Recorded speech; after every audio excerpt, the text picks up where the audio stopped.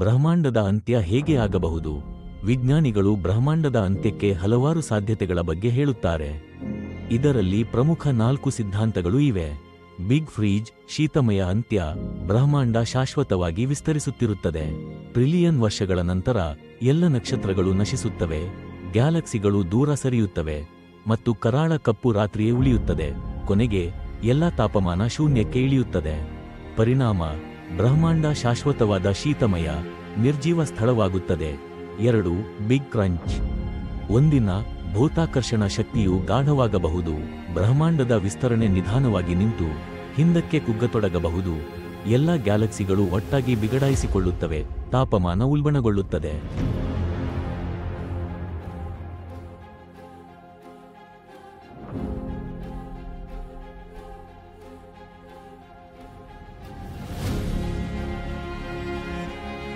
ಮತ್ತು ಕೊನೆಗೆ ಎಲ್ಲಾ ವಸ್ತುಗಳು ಮಹಾಕಪ್ಪು ಹೊಳೆಯಲ್ಲಿ ಲಯವಾಗಬಹುದು. ಈ ಪ್ರಕ್ರಿಯೆಯ ನಂತರ ಮತ್ತೊಂದು ಬಿಗ್ ಬ್ಯಾಂಗ್ ಆಗಿ ಹೊಸ ಬ್ರಹ್ಮಾಂಡ ಹುಟ್ಟಬಹುದಾ? ಪರಿಣಾಮ: ಬ್ರಹ್ಮಾಂಡ ಮುಗಿಯಬಹುದು ಅಥವಾ ಪುನಃ ಹುಟ್ಟಬಹುದು. 3.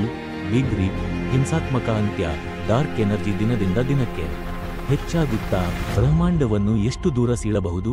ಎಲ್ಲ ಗ್ಯಾಲಕ್ಸಿಗಳು, ನಕ್ಷತ್ರಗಳು, ಗ್ರಹಗಳು ಒಂದೊಂದಾಗಿ ಹರಿದು ಹೋಗುತ್ತವೆ, ಕೊನೆಗೆ ಪರಮಾಣುಗಳನ್ನು ವಿಭಜಿಸಿ ಬ್ರಹ್ಮಾಂಡ ಶೂನ್ಯತೆಯಲ್ಲೇ ನಾಶವಾಗುತ್ತದೆ. ಪರಿಣಾಮ: ತಕ್ಷಣದ ಹಿಂಸಾತ್ಮಕ ಅಂತ್ಯ. 4. ಕ್ಷಣಾರ್ಧದಲ್ಲಿ ನಾಶ. ನಮ್ಮ ಬ್ರಹ್ಮಾಂಡ ಒಂದು ಫಾಲ್ಸ್ ವ್ಯಾಕ್ಯೂಮ್ ಆಧಾರದಲ್ಲಿ ಇದ್ದರೆ, ಒಂದು ಸಣ್ಣ ಕ್ವಾಂಟಮ್ ಘಟನೆ ತಕ್ಷಣದಲ್ಲಿ ನಿಜವಾದ ಶೂನ್ಯವನ್ನು ಹುಟ್ಟಿಸಬಹುದು. ಆ ವ್ಯಾಕ್ಯೂಮ್ ಬಬಲ್ ಬೆಳಕಿನ ವೇಗದಲ್ಲಿ ಹರಡಿ ಎಲ್ಲಾ ವಸ್ತುಗಳನ್ನು ನಾಶ ಮಾಡಬಹುದು. ಯಾರಿಗೂ ಯಾವುದೇ ಮುನ್ಸೂಚನೆ ಇಲ್ಲ, ಎಲ್ಲವೂ ಫ್ಲಾಶ್ನಲ್ಲಿ ಎಳೆದು ಹೋಗುತ್ತದೆ.